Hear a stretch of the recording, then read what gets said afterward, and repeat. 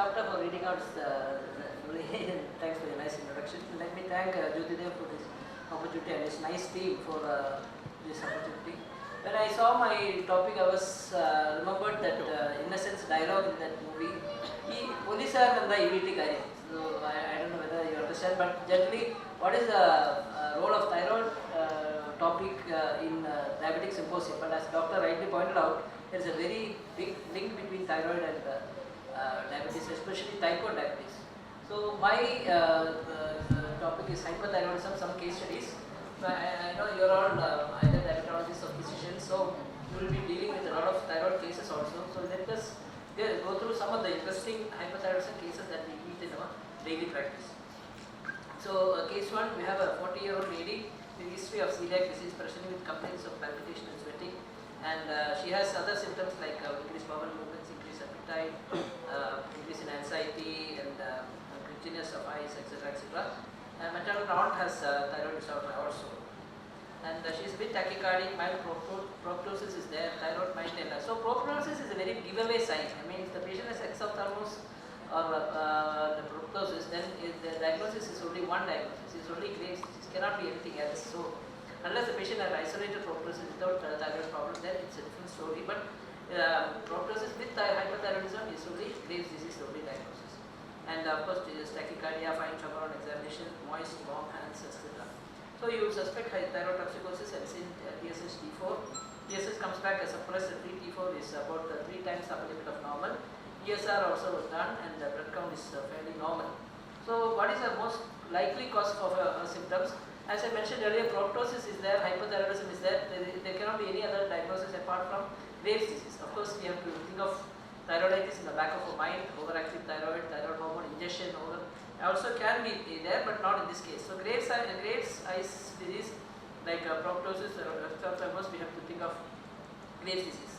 There is a mnemonic for eye signs, no specs, no signs of symptoms. N, O is only signs, no symptoms. S is soft tissue involvement. P is proptosis, more than 22 millimeters. E is extraocular involvement. C is corneal involvement, and S is sight loss, compression of the optic nerve. So this is a general, this is a more advanced for ophthalmologists, but this might be helpful if you want to look at it. Hyperthyroidism, without thyroid nuclear scan, to diagnose that case of hyperthyroidism is almost like cruel. But unfortunately, we don't have this thyroid nuclear scan in all the places.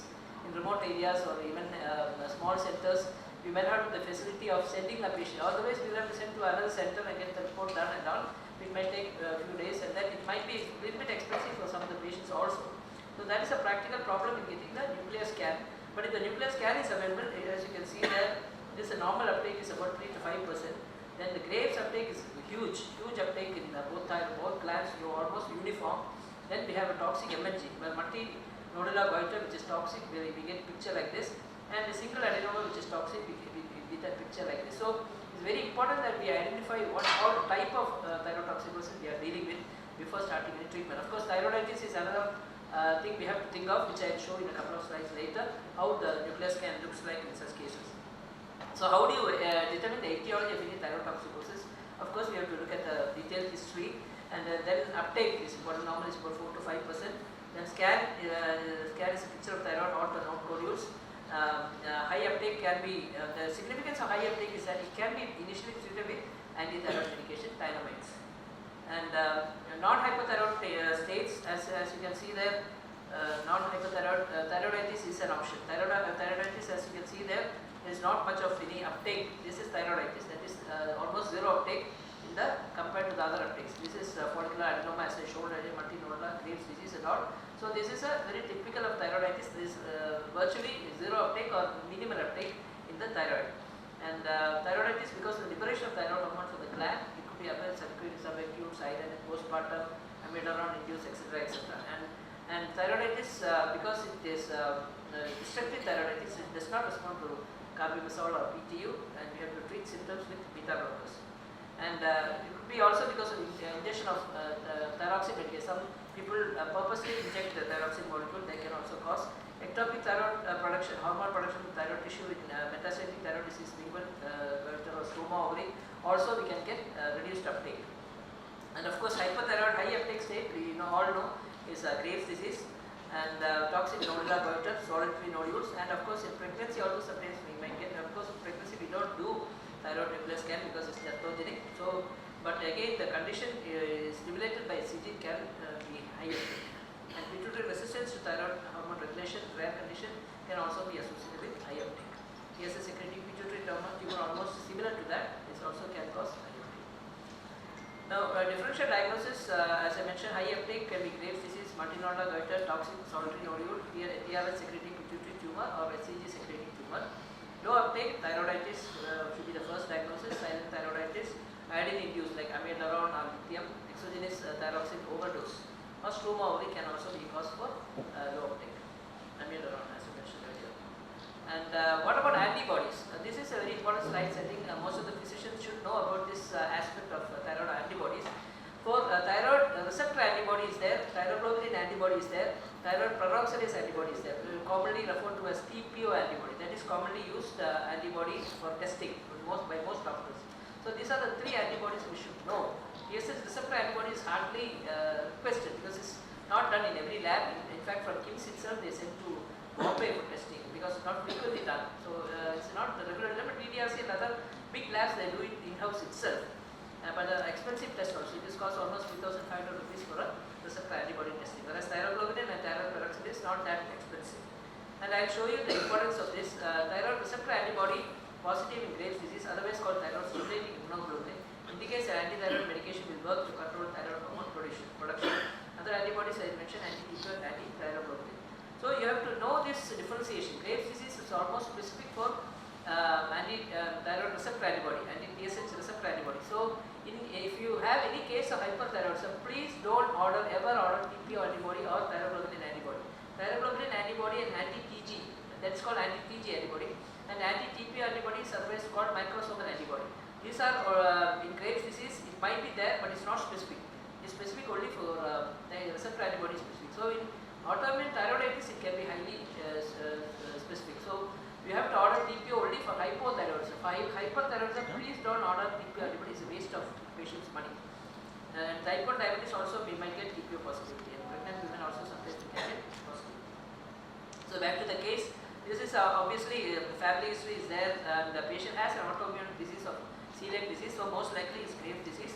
And we can check for TRAB, or we can do a thyroid nuclear scan as I mentioned earlier.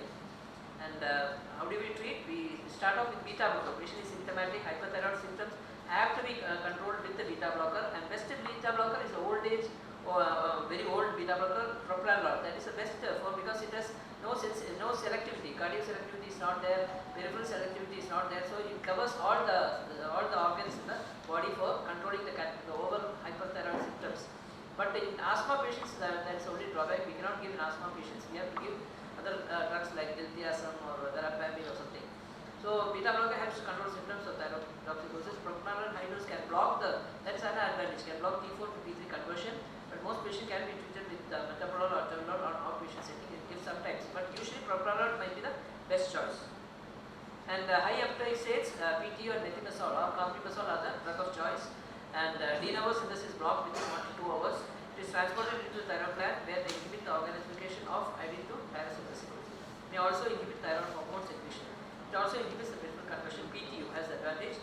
And methimazole is first line agent except in first trimester of pregnancy and thyroid stroke where PTU should be used. So patient was started on 20 mg per day. 2-3 weeks later she became better and the thyroid levels came down and the medicine was continued. But unfortunately 6 weeks later she presents with viral fever.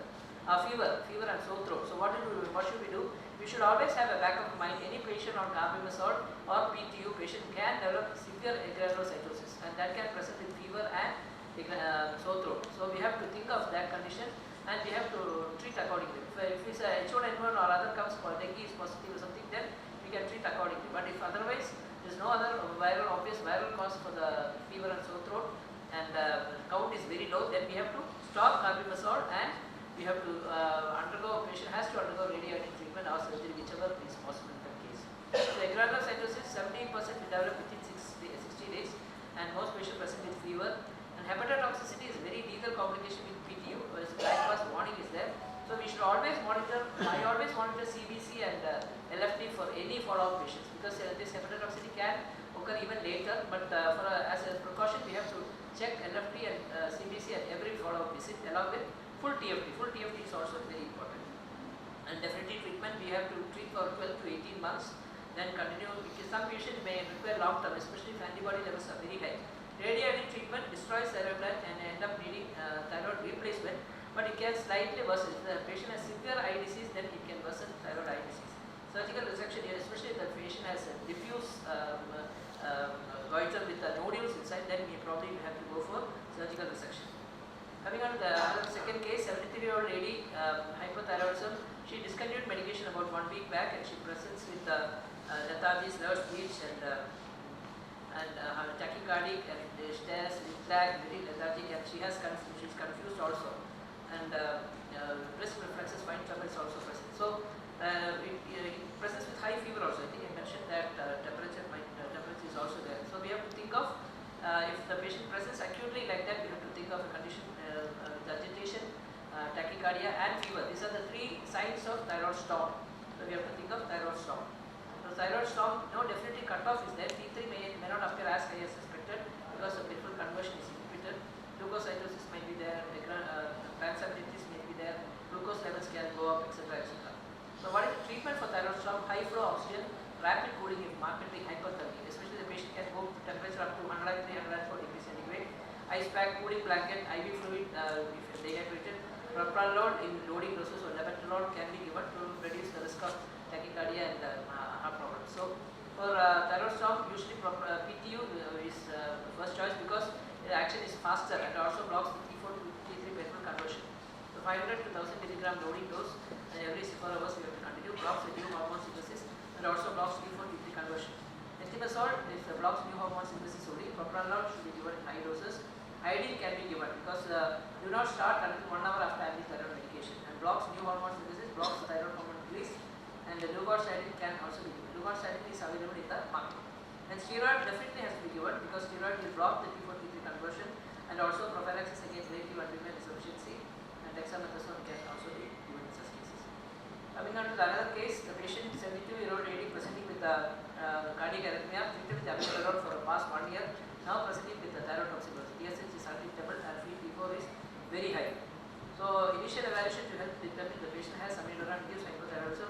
There are two types, type 1 and type 2. So we have to look for thyroid eye disease, thyroid nodules. Usual workup we usually do for Graves' disease and ultrasound and midterm. Why amiodarone causes thyroid toxicosis? Because amiodarone has 2 iodine atoms. Almost it has 100 milligram has almost 37 milligram of iodine. So much loaded with iodine amiodarone molecule is there. Because of that, it will acutely either increase the production of thyroid or it will acutely decrease the production of thyroid synthesis. So amiodarone-induced hypothyroidism type 1 or type 2. Type 1 likely secondary to a large iodine load of the pre-existing state of hypothyroid disease like Graves' disease or thyroid nodules. The patient already has a nodule. This can cause type 1 amiodarone-induced thyroid toxicosis. Ongoing thyroid organization and thyroid hormone synthesis augmented. Increased vascularity or Doppler when you do the ultrasound. And thymidine therapy will help control this situation. Whereas type 2 is destructive thyroid toxicity, which is seen in thyroiditis as I mentioned earlier. Thyroid is not making more thyroid hormone but releasing the preformed thyroid hormone. Steroids are the best treatment. But sometimes it's not easy to differentiate between type 1 and type 2. So what we do is usually we give a combination of methimazole and prednisolone for a few days. And if the response is very quick, suggest prednisolone as a predominant therapy that is working, and then taper off methimazole down and potentially stop it. Because methimazole will take a few days to start working, but steroid will start working immediately. So if the response is very good, then we can slowly taper off carbimazole, and steroid can continue for a few more weeks. And amiodarone effect can last for very months. Coming on to another case, a 77-year-old lady was recently admitted for atrial fibrillation. When thyroid test is done, the TFT comes back as T4 is marginally high, and free T4 is also marginally high. TSH is again mildly suppressed, not very highly suppressed. So cardiologist offers you for this abnormal thyroid function test. So this is sorry, I think free T4 is normal. I think we have to take it as normal. The upper limit is about 20. This the peak of in this situation. So this is a subclinical hypothyroidism. TSH is low but normal free T4. Absence of any hypothalamic or pituitary disease, non-thyroid illness or drugs. Cause exogenous from T4 therapy or endogenous as overt hypothyroidism.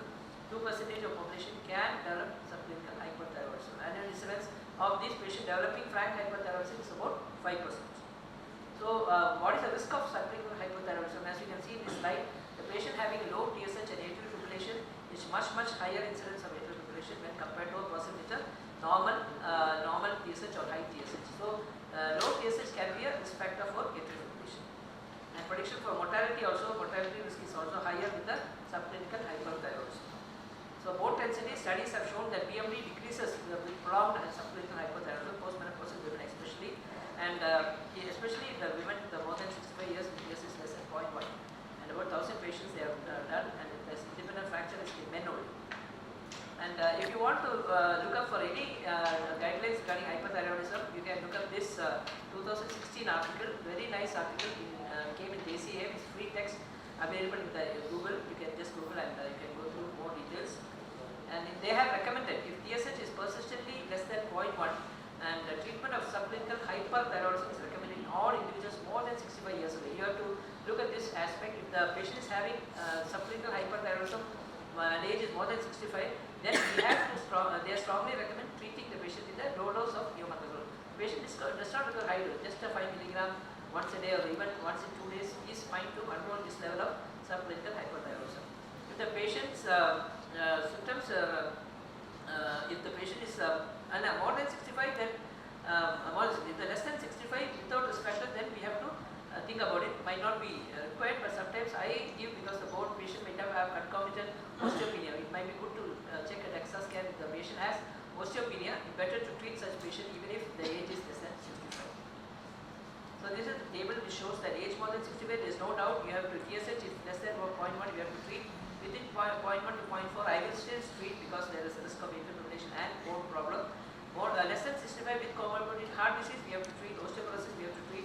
Menopausal, not on estrogen bypass, we have to treat. Hypothyroid symptoms, we have to treat. Age less than 65 asymptomatic, then probably we can consider observing. No need to treat such patients. But otherwise, all other patients, we have to think of starting low dose of neomercazole. Coming on to another case, 72-year-old male presenting with cardiac failure and COPD, admitted in ICU, intubated, and thyroid results comes back as TSH is low, T4 is marginally lowish, T3 is low. So they call you for opinion. And so this is a very unique, common situation, euthyroid syndrome. Relatively common finding in any acute or chronic illness, absence of any intrinsic abnormality of hypothalamic thyroid axis. Avoid testing. The main thing is avoid testing in very sick patient. We cannot interpret in such situation. Very difficult to interpret. And if you have pre-illness LFT, that will be very valuable. Thyroid hormone replacement is not needed. Follow-up testing is necessary to make sure it becomes normal. The non-thyroid illness, usually previously called low T3 syndrome, TSH, T4 and T3 are variable similarities to central hypothyroidism. That's a differentiation we have to make. And mimics abnormality seen during starvation or fasting. And thyroid hormone replacement may increase the catabolic rate and may be harmful in such situations. So hyperthyroidism, any patient going for surgery, all elective surgery should be postponed in newly discovered overt hypothyroidism until the patient has achieved adequate control of the thyroid condition. For example, TSH is low, T4 is low, TSH is low, T4 is high, T3 is high. We have to hold on to surgery because unless it's a very emergency. For example, patient going for bypass surgery, we cannot ask them, we wait for 1 month and do a bypass. So sometimes the surgery is urgent, then we have to give decreased moderate risk of developing thyroid storm, we can give the consent. But otherwise, elective surgeries, patient going for hysterectomy, patient going for hernia repair, probably we should control the hypothyroidism before the patient can go for a surgery. But if the patient is only having subclinical hypothyroidism, TSH is marginally low, but T4 is normal or T3 is normal, then we can proceed with the elective surgery. Coming on to another, I think 2 more cases. 45-year-old presenting with fever for 3 weeks. She received 2 courses of antibiotics from the primary care physician. Incidentally found to have low TSH and free T4 was marginally high, but ESR, if you look at the ESR, is very high. And she was started on neomercazole by the doctor, but fever was still persisting. So when you examine the patient, you find that patient has tender goiter, tachycardia, tremor, febrile. But if you, that is why in such cases, thyroid nuclear scan is very important. If you don't do the scan, very difficult to differentiate in such cases from real hyperthyroidism due to Graves' disease or other toxic nodule, etc. So when you do a thyroid nuclear scan, you find that the uptake is very minimal compared to Graves' disease or multinodular goiter. So uptake, as I told earlier, usually is around 4 to 5%. Here is only 0.1, 0.1 either side. So you can definitely say this is only a case of either viral thyroiditis or subacute thyroiditis, and she doesn't require any anti-thyroid medication. What she requires only steroid, Visolon, Textbook says 40 milligram per day. I usually give 5 to 10 milligram, and usually fever subsides and the levels come back and patient Isolone can be tapered and stopped quickly. Two more cases. Young lady, pregnant, 12 weeks, having nausea, loss of appetite, no symptoms of history of hyperthyroidism. When they do the thyroid function, you see that free T4 is of the marginally high TSH is suppressed, antibodies are negative. So what is the diagnosis? It's usually hyperemesis gravidarum causing thyroid dysfunction. And usually patient just needs symptomatic treatment with IV normal saline, antithyroid medication should not be given. And this is because of the relation between SCG and TSH. When the SCG levels are very high, as in hyperemesis, then the TSH level is almost similar. TSH and SCG are almost similar, so TSH level will get suppressed because of high SCG levels. And this is, I think, now by terms of elevated free level. So this is basically the family history of hyperemesis with their previous history of hyperemesis with their. There won't be any eye signs. They won't have any much symptoms of thyroidosis. Might have some trouble, some tachycardia, but usually other symptoms are not there. So difference between gestational hyperthyroidism and Graves' disease. Graves' disease is much less common, whereas gestational hyperthyroidism is very common, associated with hyperemesis, mild tachycardia, whereas severe thyroidosis symptom. T4 elevation is only marginal, whereas Graves' disease only 3 to 5 times. And goiter might be there in Graves' disease.